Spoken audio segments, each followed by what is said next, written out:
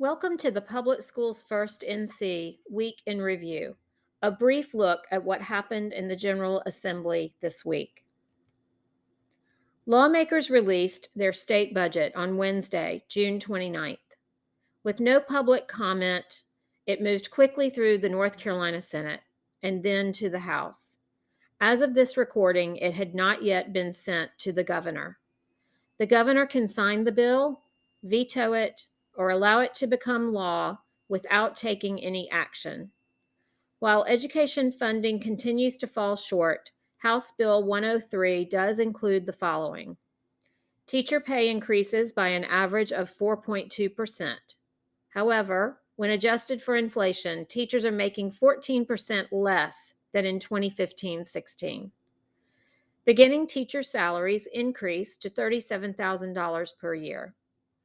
Non-certified school-based staff will see a pay increase of 4%, or up to $15 per hour, whichever is greater. Unfortunately, state lawmakers continue their efforts to privatize our schools. This budget continues the expansion of the state's voucher program by $56 million annually. This money will go into a reserve fund for private school vouchers, even though current voucher money sits unused. There is much more voucher funding than there is demand. This budget also increases eligibility for vouchers. A family of 4 making $100,000 per year will now qualify for a taxpayer-funded school voucher. It's important to remember the Opportunity Scholarship Program was sold to the North Carolina public as a way for low-income children to have options outside the public school system. The state budget does not fully fund Leandro, falling short by $443 million. And finally, the budget does not expand Medicaid. For a much deeper analysis of the state budget and its progress, see our newsletter, which will be published and sent out tomorrow, Saturday, July 2nd. This week, we saw another major decision from the U.S. Supreme Court allowing school prayer in public schools. This weakens the separation between church and state. What can you do?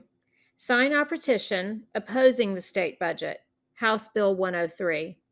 The petition can be found on our website at publicschoolsfirstnc.org/engage/sign-our-petition. Contact your lawmakers and urge them to pass a budget that prioritizes public education funding, cuts excessive voucher reserve funds, and expands Medicaid. You can find your lawmakers' contact information on our website at publicschoolsfirstnc.org/engage/contact elected officials. You can receive the latest news and alerts about public education issues in North Carolina by following us on social media, sharing our content, and visiting our website. We offer a wide variety of resources, including research, fact sheets, and more.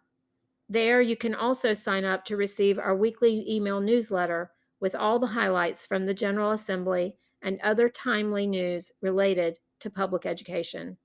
Thank you, and please share this video.